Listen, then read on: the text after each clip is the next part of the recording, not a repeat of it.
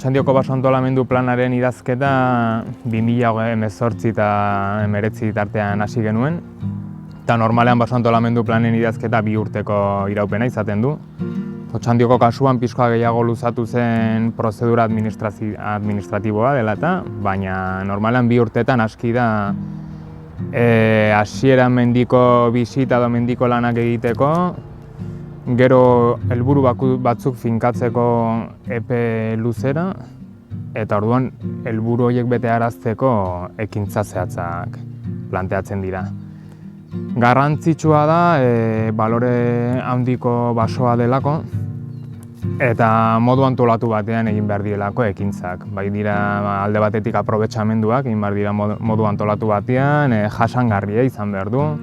Eta gero kasu hontan Otxandioko herriari egin zaizkio galderak edo parte hartze prozesu bat egon zen, eta hortik atera ziren proposamenak saiatu gara baso antolamendu planan sartzen, eta horrela helburu zehatz horietara bideratzeko ekintzak proposatu ditugu.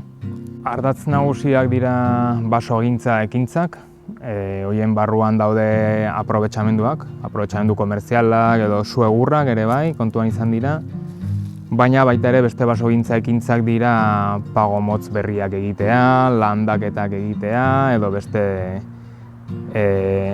ekintzak berez basoaren balorea handituko dutena, eta epe luzerantz ere espero dena da landaketa aloktonoak edo pinuak o koniferak murriztea eta bertako landarediaren alde apostua egiteko.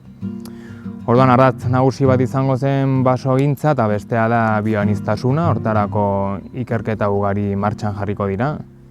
Saguzarrentzat, okilentzat, igelentzat ere martxan daude eta jarraituko dira egiten. Pago motzen insektuak ere ikertuko dira. Baso antolamendu plano hau irauten duen bitartean, 10 urte iraunduko duela. Eta basogintza eta bioaniztasunera iristeko berez herriari parte hartzearazi diogu, eta orduan parte hartze prozesu horren bitartez lortu da ere gizarteratze helburu batzuk betetzea. Basogintzan murgiltzen garenak guretzat epe motza dira datozen 10 urteak. Epe ertaina izan daitezke datozen 40-50 urteak, eta epe luzea dira 100-150 urte. Orduan, gu ere basoa murgiltzen garenean modu batean pentsatu behar dugu ere zer gertatuko den edo noruntza joango den baso hau hemendik 50 urtera. Agian gu hil egingo gara, baina basoa hor jarraituko du, orduan proposamenak haruntza bideratu behar ditugu. Eta helburu horrokor edo epe luzerako horiek betetzeko, helburu edo ekintza zehatzak proposatzen dira datozen 10 urteetarako.